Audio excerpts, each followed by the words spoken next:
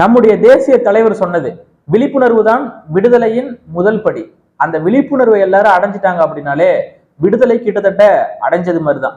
ஆனா தமிழ்நாட்டு மக்கள் விழிப்புணர்வோடு தான் இருக்காங்களா அப்படின்னு கேட்டீங்கன்னா கிடையாது. இப்பதான் கொஞ்சம் கொஞ்சமா அண்ணன் சீமான் அவர்கள் ஒவ்வொரு மேடைகள்லயும் கடந்த 10 ஆண்டு காலமாக விழிப்புணர்வை ஏற்படுத்தி வராரு. தமிழர்களாகிய நாங்கள் எந்த அளவுக்கு உலகம் முழுக்க ஒடுக்கப்பட்டிருக்கிறோம், நமது உரிமைகள் எங்கெங்கெல்லாம் மறுக்கப்பட்டிருக்குங்கிற செய்தியை நம் காதுக்கு கொண்டு வந்து நம்முள் ஒரு வீரியத்தை ஏற்படுத்தி ஒரு புரட்சிகர இளைஞர்களை உருவாக்கிக்கிட்டு இருக்காரு. அதை தொடர்ந்து பாத்தீங்கன்னா இன்னைக்கு நாம் தமிழர் கட்சி வளர்ந்துருச்சு. அண்ணன் சீமான் அவர்கள் எது பேசினாலும் மிகப்பெரிய அளவுல வைரலா கொண்டுட்டு போய் சேர்க்கிறாங்க இளைஞர்கள். அவர் பேசக்கூடிய விஷயங்கள் எல்லாம் தாக்கத்தை ஏற்படுத்துது. இன்னைக்கு நம் உரிமைகள் பறிபோயிருக்குன்னா வேற யார்கிட்டயோ போயிருக்கு, நமக்கு கிடைக்காம அந்த உரிமைகள் வேற யார்கிட்டயோ போயிருக்குங்கிறது தெளிவா தெரியுது. அப்போ இத்தனை நாள நம்ம உரிமைகளை பறித்து சாப்பிட்டு கொண்டிருந்தார்கள் அல்லவா, அவர்களுக்கு இப்ப பதட்டமாகுது. சீமான் ஒடுக்கப்பட்ட மக்களுக்கு எதிராக பேசுகிறார், அருந்ததியர் சமூகம் விளிம்பு நிலையில் இருக்கக்கூடிய அந்த மக்களுக்கு எதிராக அவர் எப்படி இப்படி பேசலாம் அப்படின்னு சொல்லி பதறாங்க கதறாங்கிறது நமக்கு தெரியுது, பாக்குறோம். SC/ST ஆணையம்லாம் வாண்டடா சீமான் மீது வழக்கு பதிவு செய்ய வேண்டும் என்று உத்தரவுலாம் போடுற அளவுக்கு இன்னைக்கு பதறாங்க, தெளிவா இருக்காங்க. என்னடா இத்தனை நாள் நம்ம சாப்பிட்டுட்டு இருந்தோமே, இனிமே கிடைக்காது போலயே அப்படின்னு தெரிஞ்ச உடனே கொஞ்சம் பதட்டமும் கதறல்களும் அதிகமாக நம் காதில் கேட்கிறது. இது எப்பா சாமிகளா, இது இருக்குல்ல, இது எங்க நாடுப்பா, இது முதல்ல எங்க நாடு, ரொம்ப நாளா நீங்களும் இங்கேயே இருந்துட்டீங்கிறதுனால நம்ம தான் ஆட்சி செய்யணும், நம்ம தான் ஆளணும், நமக்கு எதிராக எவனும் பேசக்கூடாதுங்கிற ஒரு உளவியல், தப்பான உளவியல். இந்த உளவியலை மாற்றிக்கொள்ளுங்கள். இது எங்க நாடு, எங்களின் உரிமைகளை பற்றி பேசும்போது உங்களுக்கு வலிக்குது, குத்துது, கொடையுதுங்கிறீங்க. எல் முருகன் பாசிச பாஜகவில் மத்திய இணையமைச்சராக தேர்வு செய்யப்பட்டிருக்கார். பாசிச பாஜகவில் இருக்காரு. அவர் சமூக நீதிக்கோ எல்லாத்துக்கும் எதிரான ஒரு கட்சி, சித்தாந்தத்தை ஏற்றுக்கொள்ளக்கூடிய அந்த பாஜகவில் மத்திய இணையமைச்சராக இருக்காரு. அவரை பற்றி பேசும்போது இந்த திராவிட கழகத்தில் அருந்ததி இருக்காங்கல்ல, தமிழ் புலிகள் கட்சி என்னென்னமோ சொல்றாங்கல்ல, அவங்கெல்லாம் பாத்தீங்கன்னா எப்படி எல் முருகனை பற்றி சீமான் பேசலாம் என்று வரிஞ்சு கட்டிட்டு வராங்க. ஏன்? இனப்பற்று, இனப்பாசம், ஒரே தாய்மொழியை கொண்டவர்கள் அல்லவா, அதனால இனப்பற்றுல வராங்க. தெலுங்கை தாய்மொழியாக கொண்ட இந்த சமுதாயம் எந்த கட்சியில் அவர்கள் சமூகம் பாதிக்கப்பட்டாலும் வரிஞ்சு கட்டிட்டு வராங்க. இந்த ஒற்றுமை தமிழனுக்கு இருக்கணுங்கிறது என்னுடைய கோரிக்கை, அன்பான கோரிக்கை. ஆந்திர காட்டுக்குள்ளலாம் சுட்டு போட்டப்ப கேட்க நாதி இல்லப்பா நமக்கு. பாத்தீங்களா, ஒரு எல் முருகன் அவர்களுக்கு எதிராக சீமான் அவர்கள் பேசியதற்கு கட்சி பாகுபாடு இல்லாம இனப்பற்றோடு ஒண்ணு சேர்ந்து வராங்க. இந்த இனப்பற்றும் இந்த ஒற்றுமையும் நமக்கும் வேண்டும். ஓகேங்களா? இப்ப எல் முருகன் அவருக்கு ஏன்பா நீங்க பதவி கொடுத்தீங்க? தேர்தலிலே போட்டியிடாத ஒரு நபர் எல் முருகனுக்கு மத்திய இணையமைச்சரா? இங்க தேர்தலில் போட்டியிட்டு தோற்று போன பல தமிழர்கள் இருக்காங்க, பாஜகவை சேர்ந்தவங்க. அண்ணாமலை அவர்களுக்கு கொடுத்திருக்கலாம். தமிழிசை சவுந்தரராஜன் அவர்கள் அவங்க அதாவது ஆளுநர் பதவியை ராஜினாமா பண்ணிட்டு தேர்தலில் போட்டியிட்டு தோற்று போயிருக்காங்க, அவங்களுக்கு கொடுத்திருக்கலாம். இன்னும் பல்வேறு நபர்கள் தோற்று போயிருக்காங்க, அவங்களுக்கு கொடுத்திருக்கலாம். இவங்க எல்லாம் தமிழர்கள், தமிழர்களுக்கு கொடுக்காம தமிழை தாய்மொழியாக சாராத ஒரு நபர் எல் முருகனுக்கு கொடுத்திருக்கீங்களே, இந்த வேதனை வலி உங்களுக்கு இருக்காது, எங்களுக்கு இருக்கும் அப்படின்னு தான் சீமான் சொல்றாரு. எல் முருகனுக்கும் கொடுங்க, எல் முருகனோட சேர்த்து இந்த தேர்தலில் போட்டியிட்டு தோற்று போன எத்தனையோ தமிழர்கள் இருக்காங்க, அவங்களுக்கும் ஒண்ணு கூடுதலா கொடுங்கிறது தான் அண்ணன் சீமானுடைய வேதனையின் வெளிப்பாடாகத்தான் அந்த பத்திரிகையாளர் சந்திப்பு இருந்தது. அந்த வழி எல்லாருக்கும் புரியும். என் இனம் புறக்கணிக்கப்படுதுங்கிற வழி ஒரு தமிழனுக்கு தான் தெரியும். எத்தனை இடங்கள்ல தான் நாங்களும் புறக்கணிக்கப்படுவோம். கட்சி பாகுபாடின்றி தமிழர்கள் புறக்கணிக்கப்படுறாங்க, திமுகவா இருந்தாலும் சரி, பாஜகவா இருந்தாலும் சரி. இப்ப இவங்க எப்படி கட்சி பாகுபாடின்றி இனப்பற்ற கட்டுறாங்க? பாஜகவில் இருக்கக்கூடிய எல் முருகனை பற்றி விமர்சித்தால் திமுகவில் இருக்கக்கூடிய தமிழ் புலிகள் கட்சி எங்க இருக்குன்னு தெரியல, அவங்களுக்கு கோபம் வருது. கட்சி பாகுபாடின்றி இனப்பற்றுக்காக ஒற்றுமையாகிறார்கள். அதே மாதிரிதான் கட்சி பாகுபாடின்றி தமிழர்களும் எல்லா கட்சியிலும் புறக்கணிக்கப்படுகிறார்கள். எல் முருகனுக்கு கொடுத்தது எங்களுக்கு ஒரு பிரச்சனையும் இல்லை, எங்க தமிழர்களுக்கு ஏன் கொடுக்கலங்கிறது எங்களுடைய பிரச்சனை.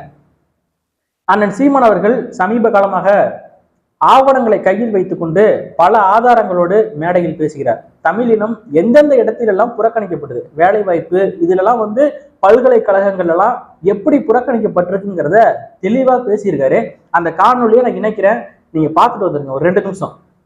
இங்க பாருங்க, இந்த பாருங்க, யூனிவர்சிட்டி ஆஃப் மெட்ராஸ் சென்னை, அதுல வாய்ப்பு பாருங்க 2010 92 வாய்ப்பு ப்ரொஃபஸருக்கு. அது பாருங்க, இந்த வேலை வாய்ப்புல அதுல 20 SC A, அதாவது SC ல அருந்ததி இருக்கு 20 இடம், எஸ்சி பறையர் தேவேந்திரருக்கு ஒண்ணுமில்ல முட்டை. இந்த பாருங்க இருக்கு பாருங்க தம்பி, இதில் நான் வாய் கணக்கா சொன்னா நம்ப மாட்டேன், எடுத்துட்டு வந்திருக்கேன். இந்த ஸ்டாலின் மாதிரி பார்த்து படிக்கிறேன்னு நினைச்சுக்கிறாத, இதை நான் பார்த்து படிச்சாதான் நீ நம்புவ.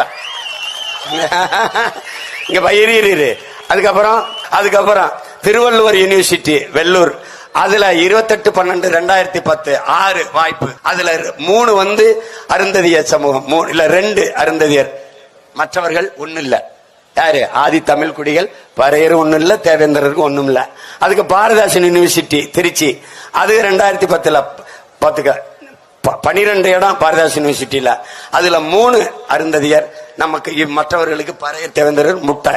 அதே மாதிரி மதுரை காமராஜ் யூனிவர்சிட்டி மதுரை 2010 15 இடம், அதுல 2 அருந்ததியர். இப்படி எல்லாமே 3 விழுக்காடை வைத்திருக்கிற அவர்கள் பெற்ற இடத்தை இந்த ஆதி தமிழ் குடிகள் பறையர் தேவேந்திர பெறல. இப்ப அண்ணன் சீமான் அவர்கள் பேசிய விஷயம் என்னன்னு உங்க எல்லாருக்குமே புரிஞ்சிருக்கும்னு நினைக்கிறேன். தாழ்த்தப்பட்ட சமுதாயம் அப்படின்னு சொல்லப்படக்கூடிய தாழ்த்தப்பட்ட சமுதாயம் கிடையாது. ஆதி தமிழ் குடி பறையர்கள் இருக்காங்க, பல்லர்கள் இருக்காங்க, அதே மாதிரி அருந்ததியர்கள் இருக்காங்க. இவங்களுக்கெல்லாம் வழங்கப்படக்கூடிய வாய்ப்புகள்ல முழுமையான வாய்ப்புகளும் அருந்ததியர்களுக்கு மட்டும்தான் வழங்கப்படுது. பல்லர்களும் பறையர்களும் புறக்கணிக்கப்படுறாங்க. இப்ப பல்லர்கள் நாங்க பட்டியல் பிரிவுல இருக்க மாட்டோம் அப்படின்னு சொல்லி தேவேந்திர குல வேளாளர்னு அரசனை வாங்கிட்டு நாங்க பட்டியல் விட்டு வெளியேறோம்னு வெளியேறிட்டாங்க. ஆனாலும் அவங்களுக்கு இருக்கக்கூடிய அந்த இடஒதுக்கீடுங்கிறது இருக்கதான் செய்யுது. அவங்களும் அந்த இதுலதான் இருக்காங்க. ஆனால் இந்த எஸ்சி எஸ்டி இந்த பிரிவுகளுக்கு வழங்கப்படக்கூடிய முக்கியத்துவத்தில் இந்த அருந்ததியர் சமூகம் மட்டும்தான் முழுமையான வாய்ப்புகளையும் தட்டி பறிக்கிறது. மொத்தமா அவங்களுக்கு தான் அத்தனையும் கொடுக்கப்படுகிறது.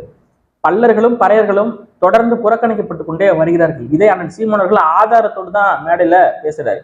போற போக்குல குருட்டா போக்குல அடிச்சு விட்டுலாம் போக முடியாது, தெளிவா தான் நம்ம பேசியாகணும்.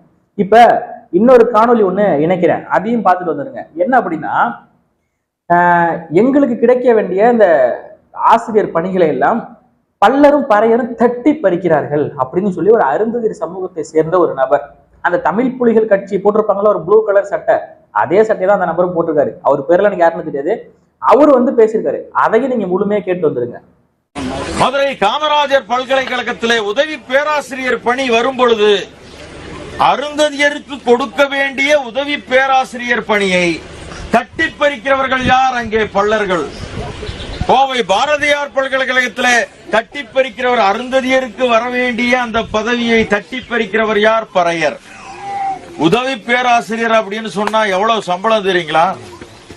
70,000 ரூபாய் சம்பளம், எல்லா அலவன்ஸ் எல்லாம் சேர்த்து 1 லட்சம் ரூபாய் சம்பளம். ஒரு அருந்ததிய பெண் அந்த உதவி பேராசிரியர் வேலைக்கு போயிருந்தா போன உடனே 1 லட்சம் ரூபாய் சம்பளம் வாங்கக்கூடிய அந்த பதவியை தட்டி பறித்து பறையர்களும் பல்லர்களும் பெற்றுக் கொள்கிறார்கள், எடுத்துக்கொள்கிறார்கள் என்று சொன்னால் நாம் இன்னும் தயாராகவில்லை. இவர்களை எல்லாம் ஒரு பார்வை.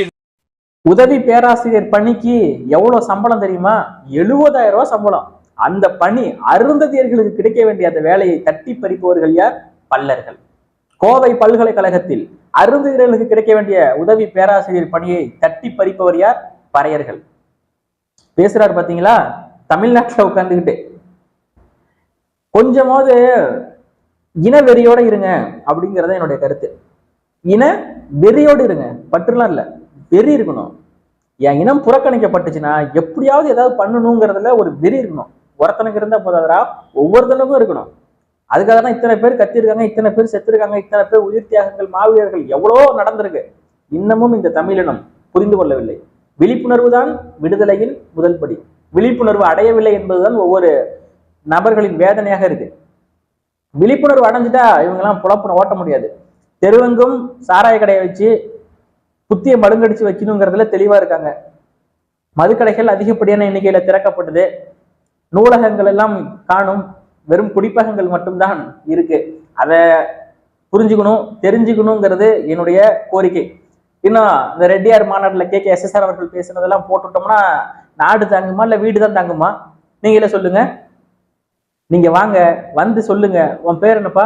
என் பேர் சுந்தர் ராஜா ரெட்டியார்னு சொல்லு. நான் சுந்தரராஜ ரெட்டியார். ரைட், உட்காருங்க. உங்களுக்கு எந்த ஊர் நான் கேட்க போறோம்? சொல்ல போறேன். சுந்தரராஜ ரெட்டியார்னா சேனை போட்டு உட்காந்து ஒரு காப்பியை குடியான்னு கேட்டுட்டு உங்களுக்கு என்ன வேலையை செஞ்சு கொடுத்துட்டு போறோம். அதுக்கு மேல உனக்கு எந்த ஊருலாம் நான் கேட்க மாட்டேன். சுந்தர் ராஜா ரெட்டியார்னு மட்டும் சொல்லு. உள்ள வேலைக்கு தள்ளி விடுற வேலையை நான் இருக்கேன், KN நேரு இருக்காரு. புல்டோசர் மாதிரி இருக்கும்.